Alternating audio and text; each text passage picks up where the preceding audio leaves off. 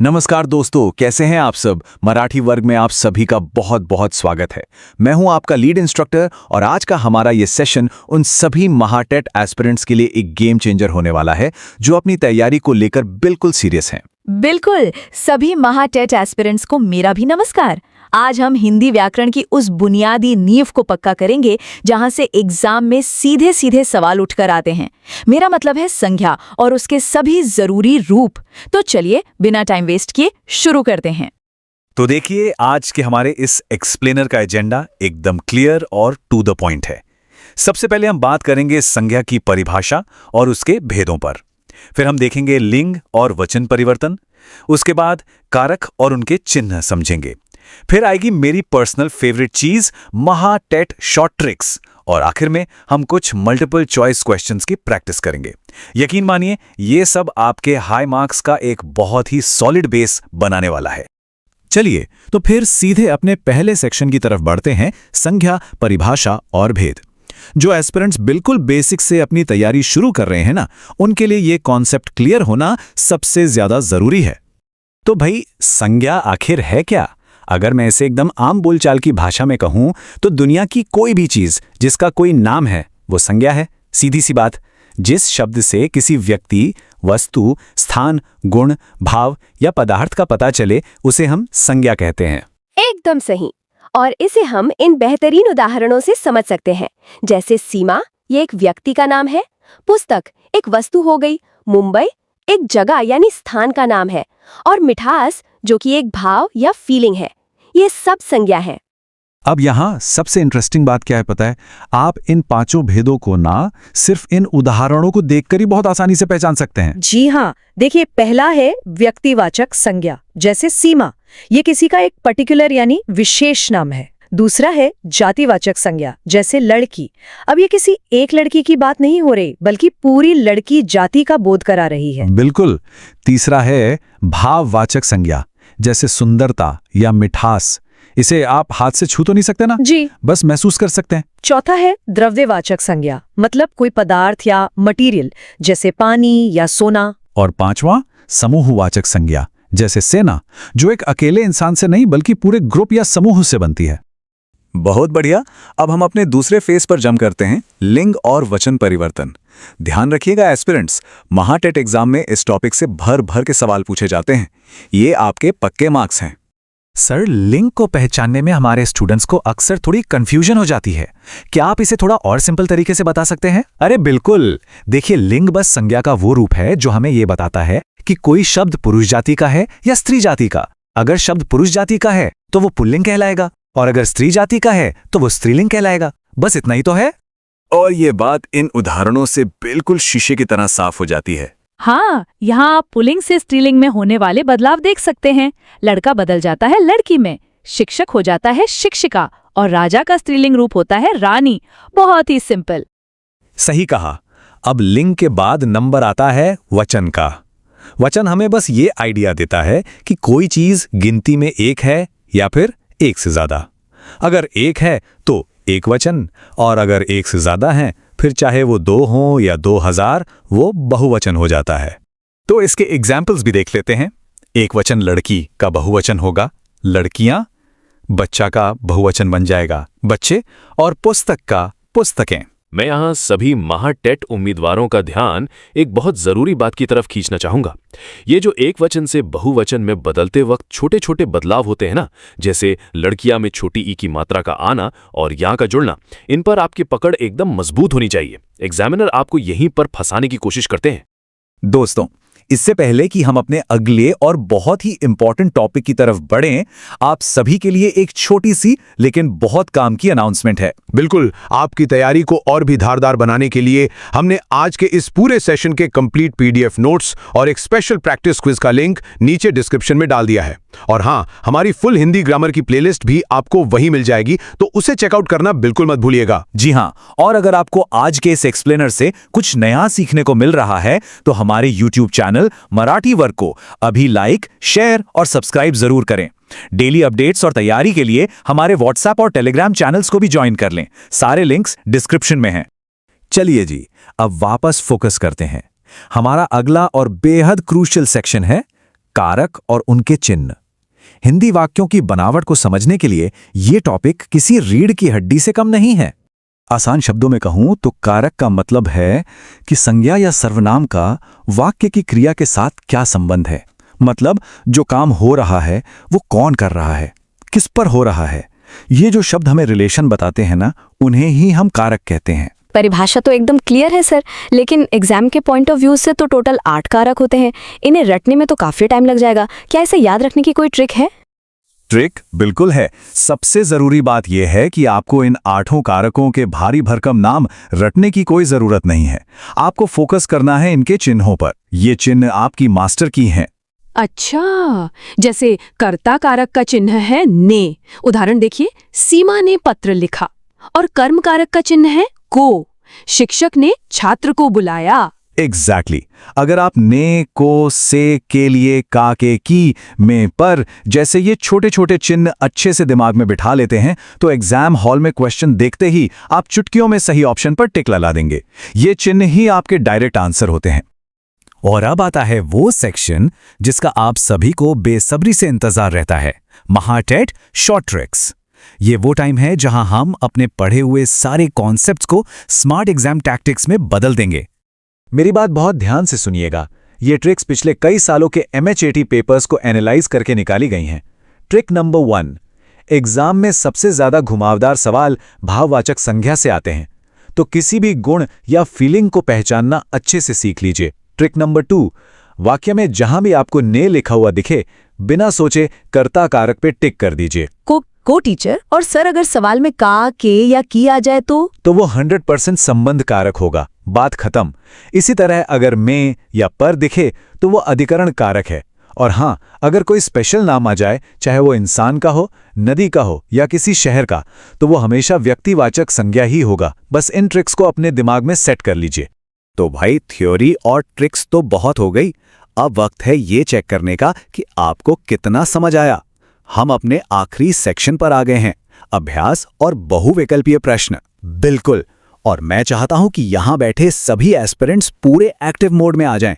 Screen पर जैसे ही सवाल आए, आपको तुरंत अपना जवाब नीचे कमेंट बॉक्स में लिखना है।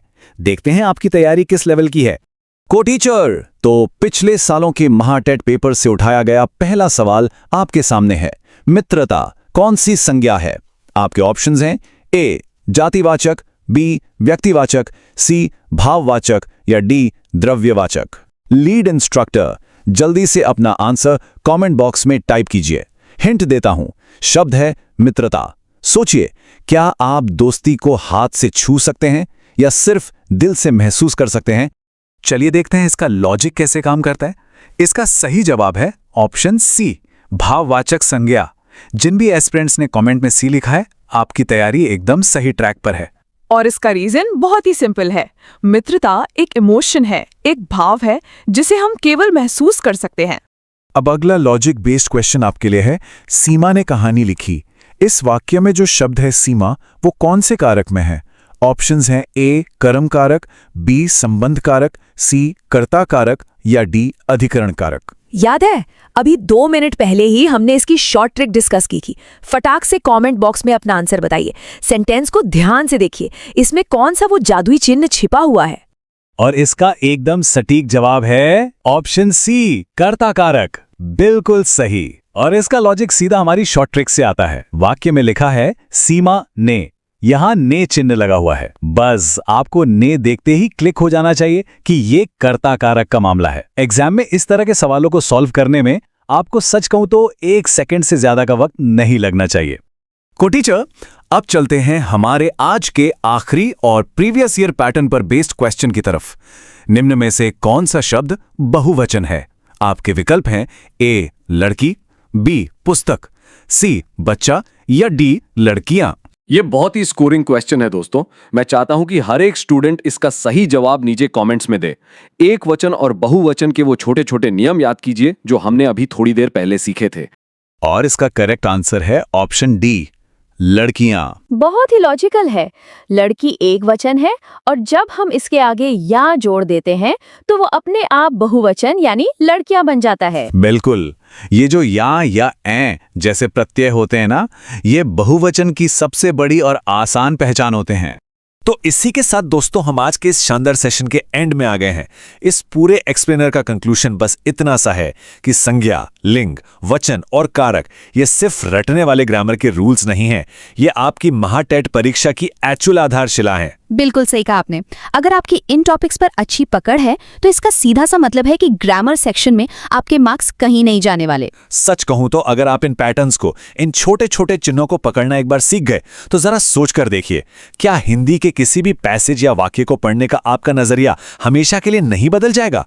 अब आप शब्दों को सिर्फ रटेंगे नहीं, आप उनके पीछे छिपे पूरे साइंस को समझेंगे। तो आज के लिए मराठी वर्ग की तरफ से बस इतना ही। डिस्क्रिप्शन बॉक्स से नोट्स और क्विज चेक करना मत भूलिएगा। पूरी लगन से पढ़ाई करते रहिए और हम मिलते हैं आपसे अगले सेशन में।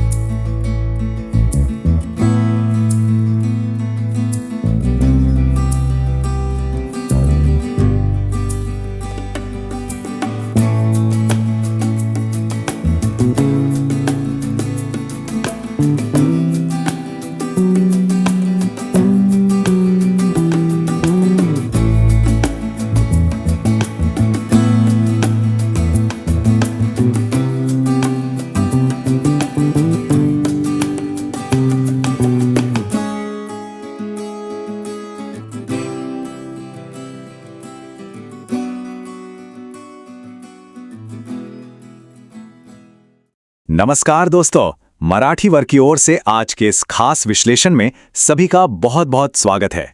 मेरे साथ है मेरे साथी।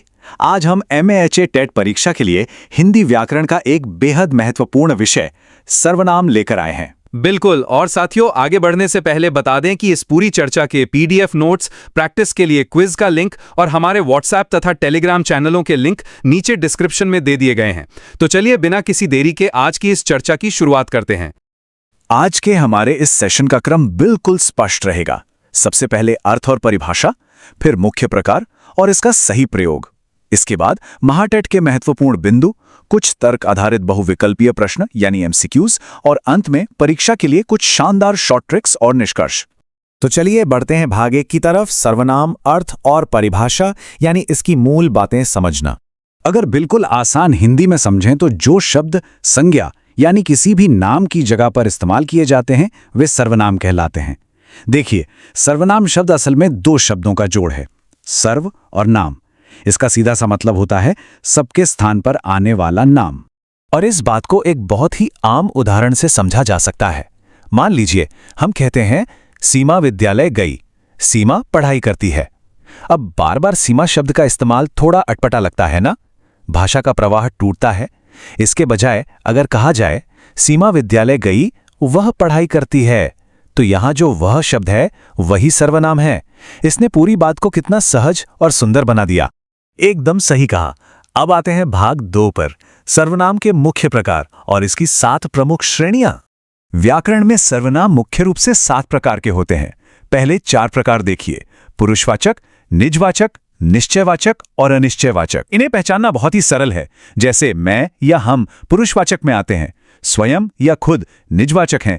यह शब्द निश्चयवाचक है जो पक्के तौर पर इशारा करता है, और कोई शब्द अनिश्चयवाचक है।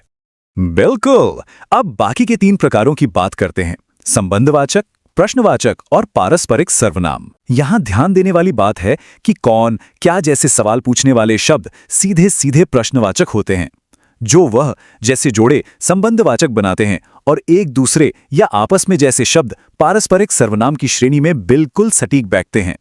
अब MA टेट के नजरिए से सबसे अहम हिस्से को समझते हैं। पुरुषवाचक सर्वनाम को 3 भागों में बांटा जाता है।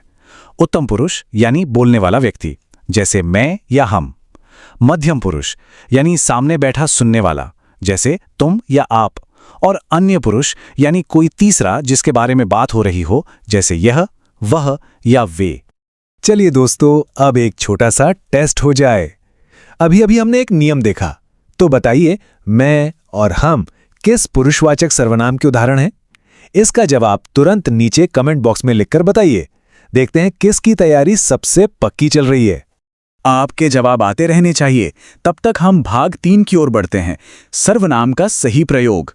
हम इनका उपयोग आखिर क्यों करते हैं?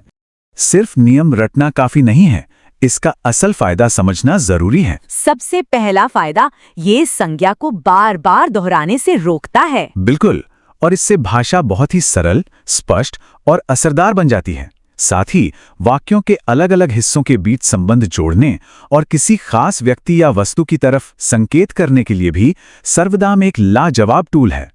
तो अब आते हैं भाग 4 पर, MATET के महत्वपूर्ण बिंदु यानी परीक्षा के लिए मुख्य बातें।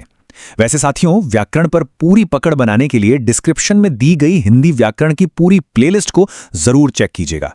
चलिए अब परीक्षा के नजरिए से सबसे खास पॉइंट्स देखते हैं। महाटेट में कुछ ऐसे फिक्स्ड पैटर्न हैं जो बार बार पूछे जाते हैं। अगर किसी वाक्य में जो वह दिखे तो आंख बंद करके समझ जाइए कि वो संबंधवाचक है। कौन या क्या हमेशा प्रश्नवाचक होते हैं। जहां कोई या कुछ आए वो अनिश्चयवाचक है। और सबसे जरूरी, अगर स्वयं या अपने आप जैसे शब्द दिखें तो वो 100% निजवाचक सर्वनाम होंगे। शानदार! तो अब बारी है भाग 5 की, तर्क आधारित MCQs। पिछले वर्षों के और कुछ अभ्यास प्रश्न। जो कुछ भी हमने अब तक सीखा है, चलिए उसे असली परीक्षा के सवालों पर आजमाते हैं। पहला प्रश्न, ध्यान से सुनिएगा। कोई बाहर प्रतीक्षा कर रहा है। इस वाक्य में कोई कौन सा सर्वनाम है? आपके विकल्प हैं A प्रश्नवाचक, B निश्चयवाचक, C अनिश्चयवाचक या D संबंधवाचक। क्या लगता है सही उत्तर क्या होना चाहिए? और इसका बिल्कुल सटीक जवाब है विकल्प C अनिश्चयवाचक। इसके पीछे का लॉजिक बहुत सीधा है। शब्द कोई से यह साफ नहीं होता कि बाहर पक्के तौर पर कौन खड़ा है, और जहां कोई निश्चितता ना हो बस वही अनिश्चयवाचक सर्वनाम कहलाता है। बहुत बढ़िया। अब दूसरे प्रश्न की ओर बढ़ते हैं। वाक्य है, जो छात्र नियमित अभ्यास करता है वह सफल होता है। यहां जो शब्द कौन सा सर्वनाम है? विकल्प हैं A निजवाचक, B संबंधवाचक, C प्रश्नवाचक या D पुरुषवाचक। जरा वाक्य के दोनों हिस्सों के कनेक्शन को देखिए। बिल्कुल, और इसका उत्तर है B संबंधवाचक। यहां तर्क यह है कि शब्द जो और वह मेहनत करने वाले छात्र का सीधा संबंध उसकी सफलता के साथ जोड़ रहे हैं। जहां एक बात का दूसरी बात से संबंध स्थापित हो, वह संबंधवाचक सर्वनाम होता है। चलिए अब एक आखिरी और थोड़ा घुमावदार सवाल। इनमें से कौन सा वाक्य निजवाचक सर्वनाम का सही प्रयोग दर्शाता है? A कौन विद्यालय गया, B यह मेरी पुस्तक है, C उसने स्वयं कार्य पूरा किया या D कोई दरवाजे पर है। सोचिए जरा। और इसका सही जवाब है विकल्प C उसने स्वयं कार्य पूरा किया। जैसा कि हमने पहले भी चर्चा की थी, जहां वाक्य में स्वयं या अपने आप जैसे शब्द दिख जाएं तो समझ जाना चाहिए कि वो निजवाचक सर्वनाम की सबसे बड़ी पहचान है। बहुत ही शानदार अभ्यास रहा। अब हम आते हैं भाग 6 पर, शॉर्ट ट्रिक्स और निष्कर्ष। परीक्षा के तनाव भरे माहौल में समय बचाने के लिए ये छोटे छोटे हैक्स बहुत काम आते हैं। बिल्कुल, तो एक झटके में याद रखने का शॉर्टकट सुनिए। मैं और हम दिखे तो उत्तम पुरुष, तुम या आप दिखें तो मध्यम पुरुष, वह या वे दिखे मतलब अन्य पुरुष। जहां कौन आए वो प्रश्नवाचक और जहां कोई आए वो अनिश्चयवाचक। बस इतनी सी बातें दिमाग में फिट कर लीजिए, MATET में आपका काफी समय बच जाएगा। तो साथियों, आज की चर्चा का निष्कर्ष यही निकलता है कि सर्वनाम केवल भाषा को सुंदर और सरल ही नहीं बनाते, बल्कि MATET परीक्षा के व्याकरण खंड में आपके अंक भी पक्के करते हैं। इनके प्रकार और प्रयोग को अच्छी तरह समझना आपको बाकी उम्मीदवारों से बहुत आगे ले जाएगा। तो दोस्तों, मराठी वर्ग की ओर से आज की इस विश्लेषण में बस इतना ही। अगर आज की ये जानकारी आपके लिए मददगार साबित हुई तो सेशन को लाइक करें, अपने दोस्तों के साथ शेयर करें और हमारे चैनल को सब्सक्राइब जरूर करें। PDF नोट्स, हिंदी व्याकरण की पूरी प्लेलिस्ट और व्हाट्सएप तथा टेलीग्राम चैनलों से जुड़ने के लिए डिस्क्रिप्शन चेक करना बिल्कुल ना भूलें। और हाँ, जाने से पहले एक विचार आपके लिए छोड़ जाते हैं। जरा सोचिए, अगर हमारी भाषा में सर्वनाम होते ही नहीं तो हर बार नाम लेकर अपनी बात समझाना कितना उबाऊ और अजीब हो जाता।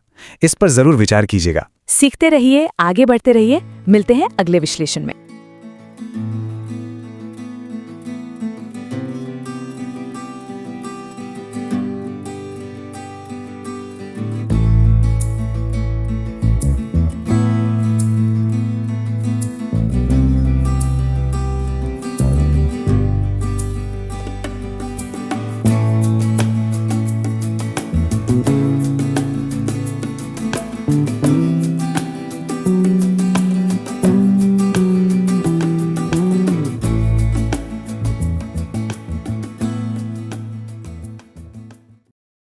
मराठी वर्ग की ओर से इस विशेष व्याकरण सत्र में सभी का बहुत बहुत स्वागत है।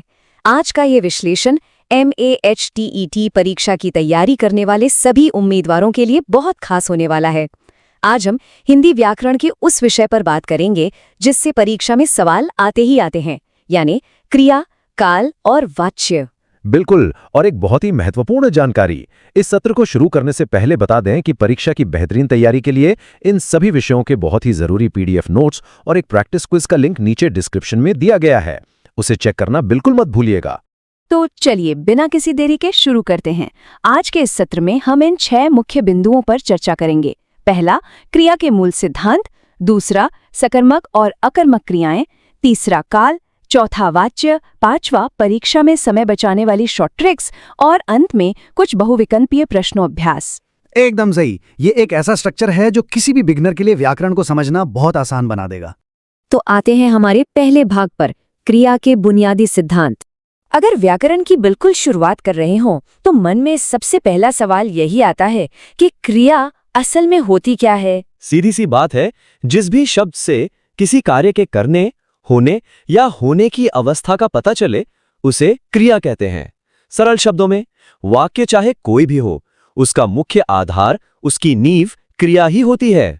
इसके बिना कोई भी वाक्य पूरा हो ही नहीं सकता। इसे थोड़ा और अच्छे से समझने के लिए चलिए कुछ बहुत ही आसान उदाहरण देखते हैं, जैसे छात्र पढ़ता है, बच्चा खेल रहा है या फिर पक्षी उड़ते हैं। बिल्कुल सटीक उदाहरण। अब देखिए, इन वाक्यों में पढ़ता, खेल रहा और उड़ते ये सभी शब्द हमें बता रहे हैं कि कोई ना कोई गतिविधि या कार्य हो रहा है। बस यही कार्य वाले शब्द क्रिया कहलाते हैं। जो भी लोग व्याकरण पहली बार पढ़ रहे हैं वो बस इन एक्शन वर्ड्स को पकड़ लें, कॉन्सेप्ट एकदम क्लियर हो जाएगा। अब बढ़ते हैं दूसरे भाग की ओर, सकर्मक और अकर्मक क्रिया के बीच का अंतर। महाटेट परीक्षा के पिछले प्रश्न पत्र उठाकर देख लीजिए। क्रिया के प्रकारों से हमेशा सवाल पूछे जाते हैं। इसमें पहली है सकर्मक क्रिया। नाम से ही पता चलता है, सकर्मक यानी कर्म के साथ। जिस क्रिया का असर सीधे कर्म यानी ऑब्जेक्ट पर पड़े उसे सकर्मक क्रिया कहते हैं। इसे पहचानने का एक रामबाण तरीका है, वाक्य में क्या या किसको लगाकर सवाल पूछिए। हाँ, जैसे मान लीजिए वाक्य है, बच्चा गेंद फेंकता है। अब यहाँ अगर हम पूछें कि बच्चा क्या फेंकता है तो हमें एकदम साफ जवाब मिलता है, गेंद। इसका मतलब गेंद यहाँ कर्म है और इसलिए फेंकना एक सकर्मक क्रिया हो गई। एकदम सही। अब इसके ठीक उलट होती है अकर्मक क्रिया। अकर्मक मतलब बिना कर्म के। जिस क्रिया का प्रभाव किसी कर्म पर न पड़े और वाक्य बिना किसी ऑब्जेक्ट के ही पूरा हो जाए, वो अकर्मक क्रिया है। इसका भी एक उदाहरण देखते हैं, बच्चा हंसता है। अब यहाँ अगर हम वही तरकीब लगाएं और पूछें कि बच्चा क्या हंसता है, तो क्या कोई लॉजिकल जवाब मिलता है? बिल्कुल नहीं। इससे साफ पता चलता है कि यहाँ किसी कर्म की कोई जरूरत ही नहीं है। और यही बात इस तुलना से बिल्कुल स्पष्ट हो जाती है। सकर्मक में कर्म चाहिए और क्या पूछने पर जवाब मिलता है। अकर्मक में कर्म नहीं होता और क्या का सवाल ही बेतुका लगता है। परीक्षा के लिए बस इस छोटे से अंतर को दिमाग में बैठा लीजिए, कभी कोई गलती नहीं होगी। हमारा तीसरा भाग है काल, यानी कार्य के होने का समय। समय और क्रिया के संबंध पर बात करने से पहले एक छोटी सी बात याद दिला दें। अगर व्याकरण के बाकी विषयों को भी इसी तरह गहराई से समझना है तो हिंदी व्याकरण की पूरी प्लेलिस्ट का लिंक नीचे डिस्क्रिप्शन में मौजूद है। इस सत्र के बाद उसे जरूर देखिएगा। बिल्कुल। तो अब बात करते हैं काल की। क्रिया के जिस रूप से हमें काम के होने वाले समय का पता चले उसे काल कहते हैं। MATET देने वाले हर उम्मीदवार को यह पहचानना आना ही चाहिए कि काम अभी चल रहा है, बीते हुए समय में हो चुका है या फिर आने वाले समय में होगा। और सिर्फ मुख्य काल ही नहीं, परीक्षा में उनके उपभेद भी बहुत आते हैं, जैसे वर्तमान काल के सामान्य, अपूर्ण और संदिग्ध रूप। सच कहें तो परीक्षा से ठीक पहले क्विक रिवीजन के लिए ये टेबल एक बेहतरीन टूल है। इसे अच्छे से समझ लेना बहुत फायदेमंद रहेगा। चलिए अब आते हैं भाग 4 पर, वाच्य, यानी वाक्य में कर्ता, कर्म या भाव में से कौन प्रधान है। वाच्य असल में हमें ये बताता है कि पूरे वाक्य का फोकस किस पर है। इसके 3 प्रकार होते हैं। पहला, कर्तृवाच्य, जिसमें काम करने वाला यानी कर्ता मुख्य होता है, जैसे छात्र पढ़ता है। दूसरा है कर्मवाच्य, जहां सारा फोकस कर्म पर होता है। इसका उदाहरण है पुस्तक छात्र द्वारा पढ़ी जाती है। और तीसरा होता है भाववाच्य। इसमें न कर्ता प्रधान होता है न कर्म, बल्कि सिर्फ भाव या कार्य की प्रधानता होती है। अक्सर ये वाक्य थोड़ी असमर्थता या मजबूरी दिखाते हैं, जैसे अब चला नहीं जाता। अब आता है वो भाग जिसका सबको इंतजार रहता है, भाग 5, शॉर्ट ट्रिक्स। परीक्षा के उस दबाव वाले माहौल में ये ट्रिक्स बहुत काम आती हैं। बिल्कुल, तो समय बचाने के लिए इन 3 स्टेप्स को बस रट लीजिए। स्टेप 1, अगर वाक्य में कर्म मौजूद है तो बिना ज्यादा सोचे समझ जाइए कि वो सकर्मक क्रिया है। स्टेप 2, अगर वाक्य में द्वारा शब्द दिख जाए तो वो 100% कर्मवाच्य है। और स्टेप 3, अगर वाक्य में नहीं जाता जैसा कुछ हो, यानी कोई काम ना कर पाने का भाव हो, तो वो भाववाच्य है। MATET में ये ट्रिक्स आपका बहुत सारा कीमती समय बचाएंगी, ये पक्का है। और अब भाग 6, बहुविकल्पीय प्रश्न अभ्यास। चलिए देखते हैं कि अभी तक जो सीखा वो कितना समझ में आया। बिल्कुल, तो ये रहा पिछले वर्षों की परीक्षा के पैटर्न पर आधारित पहला लॉजिक वाला प्रश्न। बच्चा गेंद फेंकता है, बताइए ये कौन सी क्रिया है? आपके विकल्प हैं A अकर्मक, B सकर्मक, C भाववाच्य, D भविष्यत्काल। सभी लोग थोड़ा दिमाग लगाएं और सही जवाब तुरंत कमेंट बॉक्स में लिखकर बताएं। चलिए अब इसका जवाब देखते हैं। सही उत्तर है विकल्प B सकर्मक। इसके पीछे का लॉजिक बहुत ही सीधा है और हमने अभी सीखा भी था। बस सवाल पूछिए क्या फेंकता है, स्पष्ट जवाब मिलता है गेंद।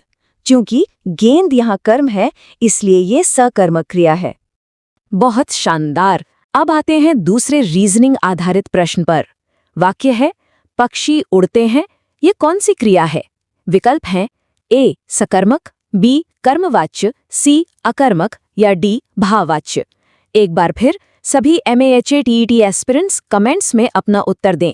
आइए देखते हैं कितने लोग सही जवाब देते हैं। और इसका सही उत्तर है विकल्प C अकर्मक क्रिया। लॉजिक एकदम साफ है। उड़ने के काम के लिए किसी बाहरी कर्म की जरूरत नहीं होती। इस वाक्य में कोई ऑब्जेक्ट है ही नहीं, इसीलिए तार्किक रूप से ये एक अकर्मक क्रिया है। अब चलते हैं आज के तीसरे और अंतिम प्रश्न पर। पत्र छात्र द्वारा लिखा गया, ये कौन सा वाच्य है? विकल्प हैं A कर्तृवाच्य, B कर्मवाच्य, C भाववाच्य, D अकर्मक।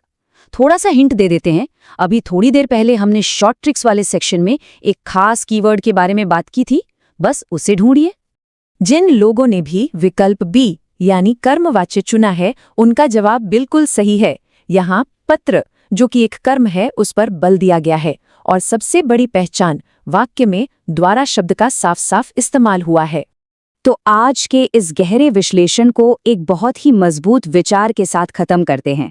क्रिया भाषा की आत्मा है। बिना क्रिया के कोई भी वाक्य पूरा नहीं होता। लेकिन यहाँ एक सोचने वाली बात है, अगर क्रिया आत्मा है तो क्या बिना कर्ता या कर्म के कोई वाक्य अपना अस्तित्व बचाए रख सकता है?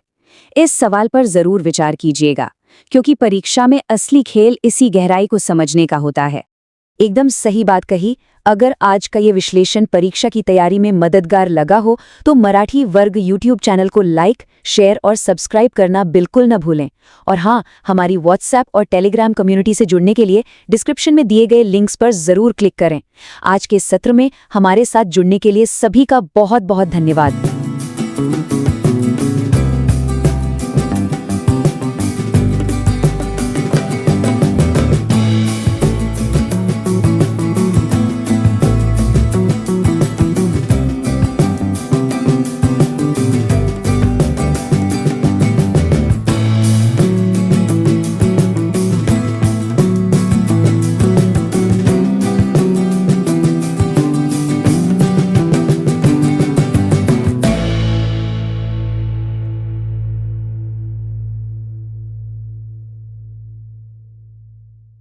नमस्कार दोस्तों, मराठी वर्ग में आप सभी का बहुत बहुत स्वागत है।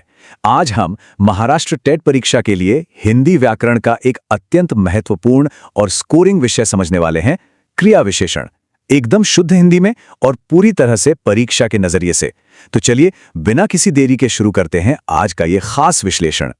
आज के इस सेशन का एजेंडा कुछ इस तरह रहेगा। पहले हम समझेंगे कि क्रिया विशेषण आखिर है क्या, फिर देखेंगे इसके प्रकार, उसके बाद विशेषण और क्रिया विशेषण में क्या अंतर होता है, फिर आएंगी महाटेट की जबरदस्त शॉर्ट ट्रिक्स और आखिर में हम हल करेंगे कुछ तर्क आधारित अभ्यास प्रश्न। तो भाग 1 क्रिया विशेषण क्या है, चलिए इसे एकदम शुरुआत से समझते हैं। जरा इसके नाम पर गौर कीजिए, क्रिया और विशेषण। कितना सरल है ना। जो शब्द किसी क्रिया की यानी किसी काम की विशेषता बताते हैं उन्हें हम क्रिया विशेषण कहते हैं। असल में ये वो जादुई शब्द हैं जो हमें किसी काम के बारे में कुछ अतिरिक्त जानकारी देते हैं, जैसे काम आखिर कैसे हुआ, कब हुआ, कहाँ हुआ या फिर कितनी मात्रा में हुआ। बस यही तो पकड़ना है हमें। आइए इन उदाहरणों को देखते हैं। पहला वाक्य है छात्र धीरे चलता है। अब यहाँ चलना एक क्रिया है और धीरे शब्द उसकी विशेषता बता रहा है। दूसरा देखिए, वह आज विद्यालय गया। कब गया? आज गया। और तीसरा, पक्षी ऊपर उड़ रहे हैं। कहाँ उड़ रहे हैं? ऊपर।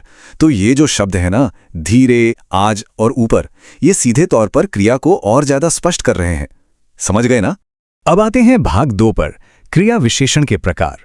वैसे आगे बढ़ने से पहले एक जरूरी बात बता दूं, इस विषय के सभी महत्वपूर्ण पीडीएफ नोट्स और क्विज के लिंक्स आपको नीचे डिस्क्रिप्शन में मिल जाएंगे। उन्हें जरूर चेक कीजिएगा, वो आपकी तैयारी में बहुत काम आएंगे।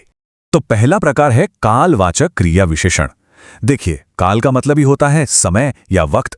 तो जो शब्द हमें ये बताएं कि क्रिया किस वक्त हुई, वे कालवाचक होते हैं। उदाहरण के लिए आज, प्रतिदिन, कल। अगर आप क्रिया से पूछें भाई काम कब हुआ और जो जवाब मिले बस वही आपका कालवाचक क्रिया विशेषण है। बिल्कुल आसान। दूसरा प्रकार है स्थानवाचक क्रिया विशेषण। स्थान यानी जगह। जो शब्द क्रिया के होने की जगह का बोध कराएं, जैसे बाहर, ऊपर, यहां। मतलब काम कहां हो रहा है। सोचिए, अगर बच्चे बाहर खेल रहे हैं तो खेलना कहां हो रहा है? बाहर। तो बाहर बन गया स्थानवाचक। अब तीसरा प्रकार देखिए और इस पर विशेष ध्यान दीजिएगा क्योंकि ये एमएचटेट परीक्षा का एक बड़ा ही पसंदीदा विषय है। रीतिवाचक क्रिया विशेषण। रीति का सीधा सा मतलब है काम करने का ढंग या तरीका। काम कैसे हो रहा है? जैसे मान लीजिए कोई भाषण दे रहा है और लोग उसे ध्यानपूर्वक सुन रहे हैं, तो सुनने का ढंग क्या है? ध्यानपूर्वक। उसी तरह धीरे, तेजी से, ये सब काम करने की रीति बताते हैं। और चौथा आखिरी प्रकार है परिमाणवाचक क्रिया विशेषण।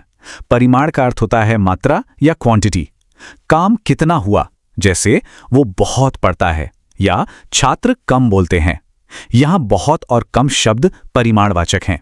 हाँ, एक और बात, अगर आपको पूरी हिंदी व्याकरण को विस्तार से पढ़ना है तो हमारी संपूर्ण व्याकरण प्लेलिस्ट का लिंक डिस्क्रिप्शन में मौजूद है। वहां से आप सब कुछ कवर कर सकते हैं। आगे बढ़ते हैं भाग 3 की तरफ, विशेषण बनाम क्रिया विशेषण।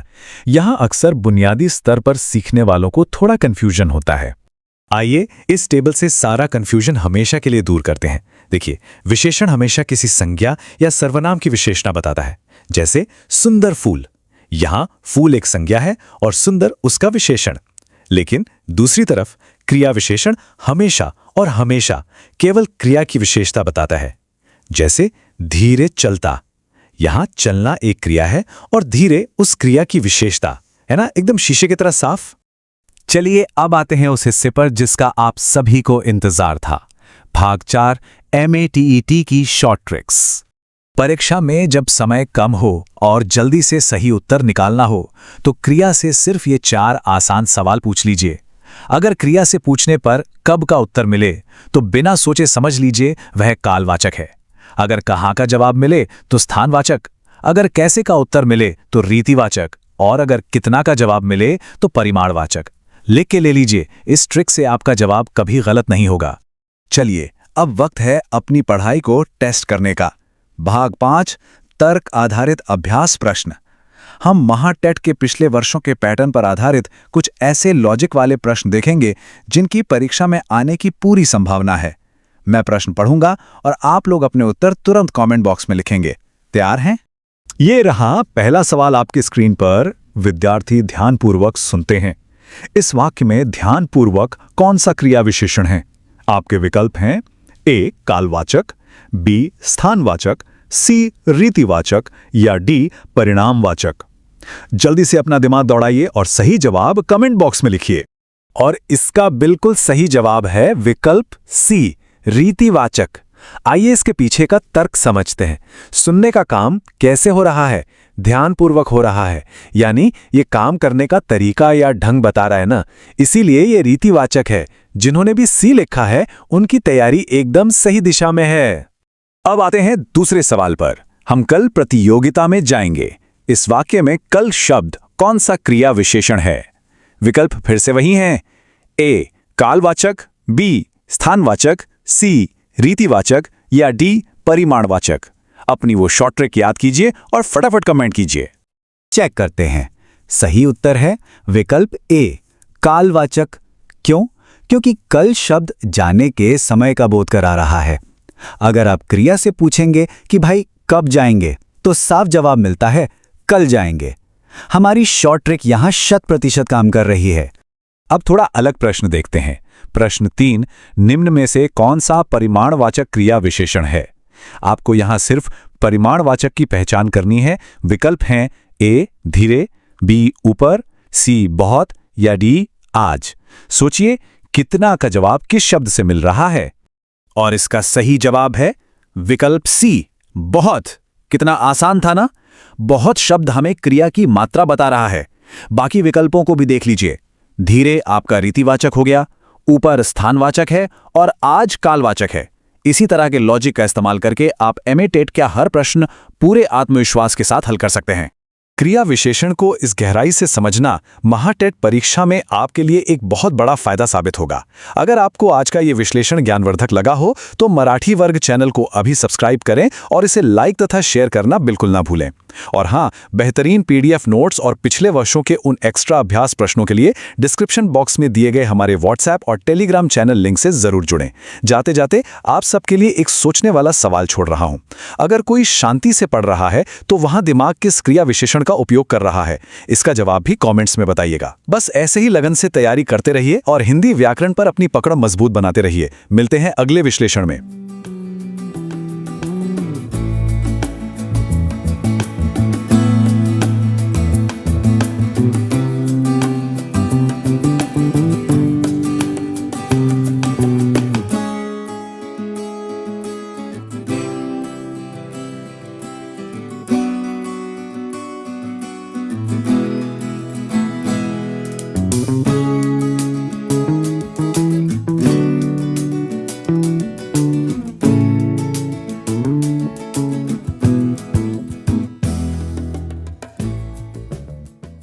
नमस्कार।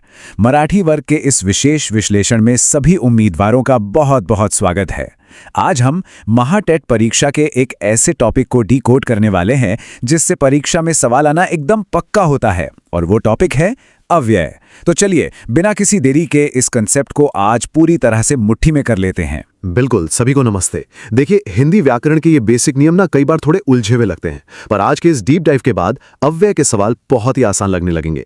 जो भी उम्मीदवार महाटेट में अपने नंबर पक्के करना चाहते हैं, उनके लिए आज का इस सत्र बहुत काम का होने वाला है। तो आज हम क्या क्या कवर करने वाले हैं? सबसे पहले हम देखेंगे अव्यय का एक महत्वपूर्ण परिचय, उसके बाद संबंध बोधक अव्यय, फिर समुच्चय बोधक अव्यय के प्रकार, विस्मयादि बोधक अव्यय के भाव और आखिर में कुछ महाटेट के अभ्यास प्रश्न। और हाँ, आगे बढ़ने से पहले एक जरूरी बात याद दिला दूं। आज के इस टॉपिक से जुड़े हुए बहुत ही महत्वपूर्ण नोट्स पीडीएफ फॉर्मेट में और प्रैक्टिस के लिए एक क्विज का लिंक इसी डिस्क्रिप्शन बॉक्स में दिया गया है, तो उसे चेक करना बिल्कुल मत भूलिएगा। चलिए तो भाग 1 की तरफ बढ़ते हैं, जो है अव्यय का महत्वपूर्ण परिचय। वैसे व्याकरण के नियमों को पहचानने में अगर किसी को भी मुश्किल आती है ना, तो कमेंट बॉक्स में लिखकर जरूर बताइएगा। हम उसे आसान बनाने की पूरी कोशिश करेंगे। बिल्कुल। अब देखिए, एमएचटीईटी में ना सीधे सीधे पहचान वाले सवाल आते हैं। आपको एक वाक्य दे दिया जाएगा और पूछा जाएगा कि भाई इसमें कौन सा अव्यय है। तो अव्यय असल में वो शब्द हैं तो वाक्यों को एकदम स्पष्ट, प्रभावशाली और भावपूर्ण बना देते हैं। सबसे बड़ी बात, इन शब्दों का रूप कभी नहीं बदलता, चाहे लिंग बदल जाए, वचन बदल जाए या कारक। ये एकदम जिद्दी होते हैं, वैसे के वैसे ही रहते हैं। आज के इस सत्र के खत्म होने तक इन्हें पहचानना आपके लिए चुटकियों का खेल हो जाएगा। अब आते हैं दूसरे भाग पर, संबंध बोधक अव्यय और उसके उदाहरण। अच्छा, संबंध बोधक, ये नाम सुनकर ही ऐसा लग रहा है ना जैसे ये किन्हीं दो चीजों के बीच का रिश्ता बता रहा हो। क्या सच में इसका यही मतलब है? एकदम 100% की बात कही। संबंध बोधक का मतलब ही है जो रिश्ता बताए। जो शब्द वाक्य में संज्ञा या सर्वनाम का संबंध वाक्य के बाकी शब्दों से बताते हैं, बस वही संबंध बोधक अव्यय कहलाते हैं।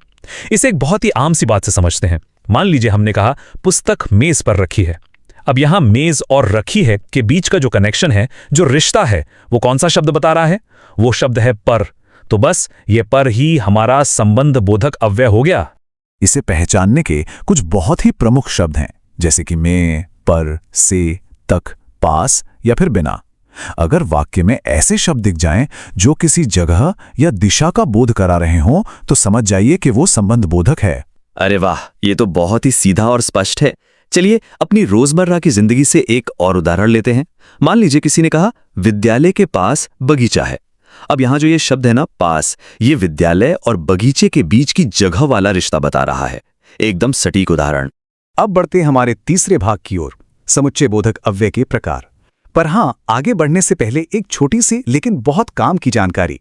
जो भी लोग महाटेट की एकदम सीरियस वाली तैयारी कर रहे हैं, वो एक बार डिस्क्रिप्शन बॉक्स जरूर चेक कर लें। वहां आपको संपूर्ण हिंदी व्याकरण की प्लेलिस्ट का लिंक मिल जाएगा। उसमें परीक्षा के हिसाब से सारे जरूरी टॉपिक बहुत ही अच्छे से कवर किए गए हैं, तो हमारी प्लेलिस्ट जरूर देखिएगा। चलिए वापस आते हैं समुच्चय बोधक अव्यय पर। इसकी परिभाषा तो और भी ज्यादा सरल है। जो शब्द दो शब्दों, दो वाक्यों या दो पदों को आपस में जोड़ने का काम करते हैं, उन्हें हम समुच्चय बोधक कहते हैं। मतलब ये एक तरह से वाक्यों के बीच फेविकॉल का या फिर एक पुल का काम करते हैं ना। बिल्कुल सही पकड़ा। जैसे एक उदाहरण देखिए, सीमा और कविता विद्यालय गईं। अब यहां ये जो और शब्द है ना, ये सीमा और कविता, इन दोनों को आपस में जोड़ रहा है। बस यही समुच्चय बोधक है। अब ये जो जोड़ने वाले शब्द हैं, ये मुख्य रूप से 4 तरह के होते हैं। पहला है संयोजक, जो एक जैसी चीजों को जोड़ते हैं, जैसे और या फिर तथा। दूसरा प्रकार है विरोध सूचक। यहां वाक्यों में थोड़ा सा टकराव या विरोध होता है, जैसे लेकिन या किंतु। तीसरा होता है विकल्प सूचक, जो आपको चॉइस या विकल्प देता है, जैसे या, अथवा। और चौथा है कारण सूचक, जो वजह बताता है, जैसे क्योंकि। काफी लॉजिकल है ये तो। चलिए एक काम करते हैं, जितने भी लोग अभी ये विश्लेषण देख रहे हैं वो तुरंत कमेंट बॉक्स में जाएं और ये जो विरोध सूचक शब्द है ना, जैसे लेकिन या किंतु, इसका इस्तेमाल करके एक छोटा सा वाक्य बनाकर दिखाएं। देखते हैं किसका वाक्य सबसे अच्छा होता है। बहुत बढ़िया। अब हम आ गए हैं चौथे भाग पर, जो कि थोड़ा मजेदार है, विस्मयादि बोधक अव्यय के भाव। मजेदार इसलिए क्योंकि ये हमारी भावनाओं से जुड़ा है। जो शब्द मन में अचानक से उठने वाले भावों को बाहर लाते हैं, चाहे वो एकदम से मिली कोई खुशी हो, गहरा शोक हो, कोई बड़ा आश्चर्य हो या फिर दुख हो, बस उन्हीं शब्दों को विस्मयादि बोधक अव्यय कहते हैं। सही कहा। अब मान लीजिए आपके सामने अचानक से कोई बहुत ही खूबसूरत नजारा आ जाए, तो आपके मुंह से एकदम से क्या निकलता है? वाह, कितना सुंदर दृश्य है। अब यहां जो ये वाह निकला ना, ये आपके आश्चर्य और आपकी खुशी को एक ही झटके में व्यक्त कर रहा है। अलग अलग भावों को जताने के लिए हमारे पास अलग अलग शब्द होते हैं। आइए इस टेबल को देखते हैं। जब हमें बहुत ज्यादा खुशी होती है तो हम कहते हैं वाह। और मान लीजिए अगर कोई दुख की बात हो जाए, कुछ नुकसान हो जाए, तो मुंह से निकलता है हाय। वहीं अगर कोई ऐसी चीज हो जाए जिसकी बिल्कुल उम्मीद ना हो, तो हम कहते हैं अहे। और जब किसी की तारीफ करनी हो, किसी ने बहुत कमाल का काम किया हो, तो हम शाबाशी देते हुए कहते हैं शाबाश। तो आपने ध्यान दिया, हमारी आवाज का जो टोन है, जो हमारा स्वर है, वही इन अवयवों की असली पहचान करवा देता है। अब देखिए, महाटेट जैसी परीक्षा में जहां टाइम कम होता है और प्रेशर ज्यादा, वहां अक्सर इन तीनों प्रकारों के बीच थोड़ा कंफ्यूजन हो जाता है। इसलिए ये तुलना करने वाली टेबल बहुत ही काम की है। संबंध बोधक का सीधा सा काम है संबंध बताना, समुच्चय बोधक का काम है दो चीजों को आपस में जोड़ना, और विस्मयादि बोधक का काम है आपके अचानक आए हुए भाव को प्रकट करना।